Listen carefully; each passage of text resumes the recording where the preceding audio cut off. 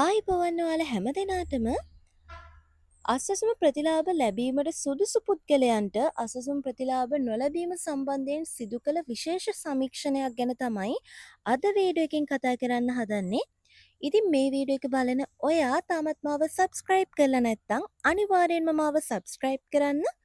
ඊට එහා පැත්තෙන් තියෙන බෙල් සලකුණත් ඔබලා තියාගන්න. එතකොට ඔයාට මේ වගේ නවතම තොරතුරු, සත්‍ය තොරතුරු එවලේම දැනගන්න පුළුවන්. ඉතින් මේ විශේෂ සමීක්ෂණය සම්බන්ධ ප්‍රවෘතිය මම ඔයගලන්ට දැන් සඳහන් කරන්නම්. අසසුම ප්‍රතිලාභ ලැබීමට සුදුසු දුප්පතුන්ගෙන් 58%කට අසසුම ලැබී නැහැ. අසසුම ලබන සමස්තයෙන් 4/1ක් කිසිසේත්ම එවැනි ආධාරයක් නොලැබිය යුතු අයයි සමීක්ෂණයකින් හෙළිවෙයි.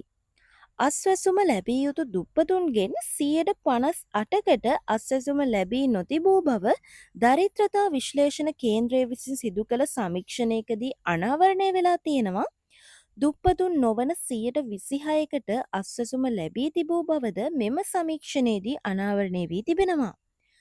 සමෘද්ධි ව්‍යාපාරය තුර සමෘද්ධිය ලැබිය යුතු 48%කට සමෘද්ධි සහනාධාරය ලැබී නොතිබූ අතර අස්වැසුම වැඩසටහන තුළ එම සංඛ්‍යාව 58ක් දක්වා වැඩි වෙලා තියෙනවා.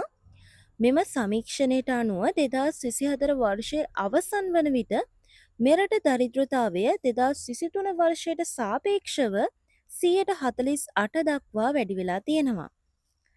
ඉතින් අස්වැසුම සඳහා අභියාචනා ඉල්ලුම්පත් ලක්ෂ 8කට ආසන්න සංඛ්‍යාවක් ලැබිලා තිබෙන අතර එයින් ලක්ෂ 7ක පමණ සංඛ්‍යාවක සංගරණ කටයුතු මේ වන විට අවසන් වී ඇති බව වැඩිදුරටත් සමාජ සුබසාධක ප්‍රතිලාභ මණ්ඩලය පෙන්වා දෙනවා.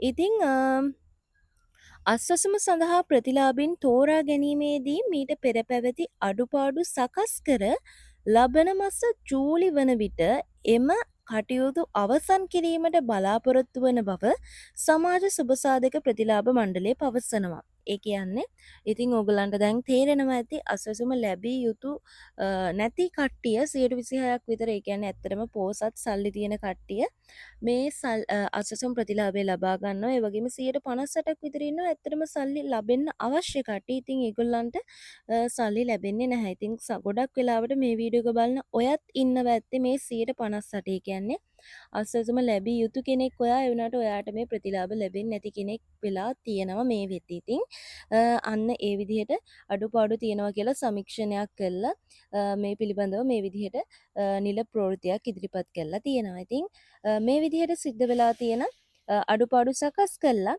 ලබන මාස ජූලි වන විට මේ කටයුතු ඉවර කරනවා කියලා තමයි සුබසාධක ප්‍රතිලාභ මණ්ඩලය වැඩිදුරටත් සඳහන් කරන්නේ. ඉතින් මම හිතනවා ඔයගලන්ට මේ තොරතුර ගොඩක් වැදගත් වෙන්න ඇති කියලා. ඉතින් එහෙමනම් අනිවාර්යයෙන්ම වීඩියෝ එකට ලයික් එකක් දාන්න අමතක කරන්න එපා. ඒ වගේම ඉස්සරහටත් මෙවැනි පුවත් එසනින් දැනගන්න, එවලීම දැනගන්න අනිවාර්යයෙන්ම පහළ තියෙන කළු පාට subscribe button එක click කරලා YouTube නාලිකාව subscribe කරලා තියාගන්න.